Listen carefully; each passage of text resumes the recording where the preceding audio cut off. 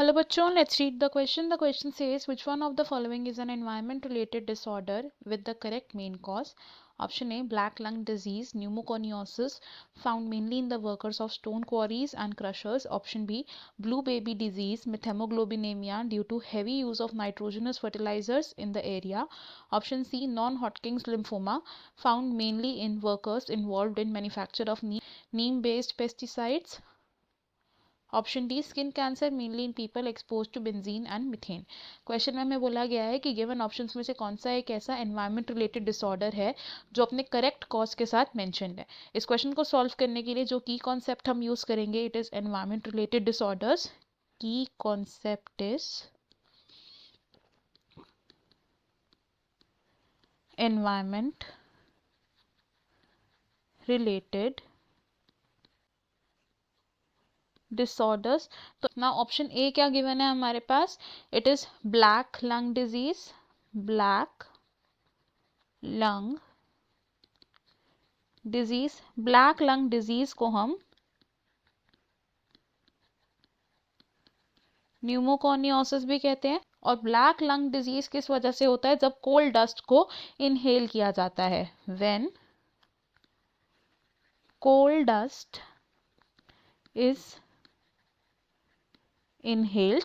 और black lung disease usually देखा गया है उन वर्कर्स में जो कोल माइंस में काम करते हैं, in workers of coal mines. Second option की अगर हम बात करें तो second is blue baby disease, blue baby disease. Blue baby disease को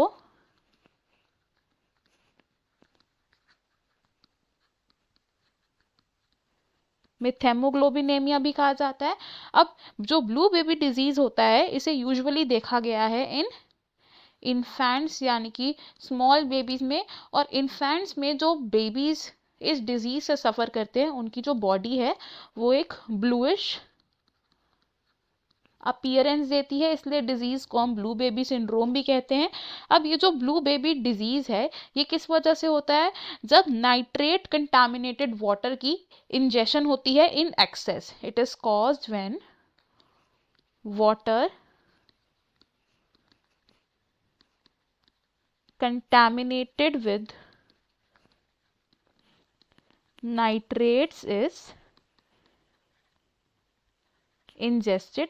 और ये जो नाइट्रेट कंटामिनेटेड वाटर है ये कहाँ से आता है, by the use of excessive nitrogenous fertilisers, nitrogenous fertilisers. अब ये जो नाइट्रेट्स हम इंजेस्ट कर लेते हैं ये नाइट्रेट्स हमारी बॉडी को हार्म कैसे करते हैं, तो जो नाइट्रेट्स हैं ये पहले कन्वर्ट होते हैं इनटू नाइट्राइट्स। और ये नाइट्राइट क्या करता है, ये कंबाइन करता है विद हीमोग्लोबिन।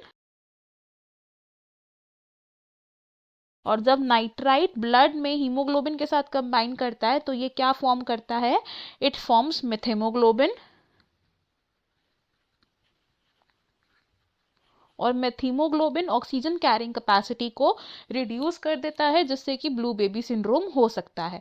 नेक्स्ट ऑप्शन की अगर हम बात करें तो it is non Hodgkin's lymphoma, non Hodgkin's lymphoma. इस डिजीज को हम कैंसर ऑफ लिम्फेटिक सिस्टम के नाम से भी जानते हैं, it is cancer of lymphatic system. और इस डिजीज में क्या होता है कि जो वाइट ब्लड सेल्स होते हैं वो अबनॉर्मल ग्रोथ शो करते हैं एंड ट्यूमर फॉर्म करते हैं। ट्यूमर को फॉर्म करता कौन है, white blood cells. Next disease की अगर हम बात करेंगे तो it is skin cancer, D is skin cancer. तो स्किन कैंसर एक ऐसा डिजीज है जो होता है because of the excessive exposure to ultraviolet race.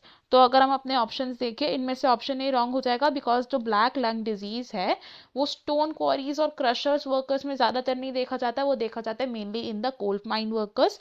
Option B हमारा करेक्ट है। ऑप्शन सी रॉन्ग होगा, बिकॉज जो नॉन हॉटकिन्स लिम्फोमा है ज़रूरी नहीं है कि वो नीम पेस्टिसाइड मैन्युफैक्चरिंग वर्कर्स में ही देखा जाए ज़्यादा से ज़्यादा। एंड ऑप्शन डी भी रॉन्ग होगा, बिकॉज स्किन कैंसर होता है mainly due to the exposure to UV rays, ना कि मिथेन एंड बेंजीन। हमारा फाइनल आंसर है यहाँ पर option B. I hope you understood it. Best of luck. Thank you.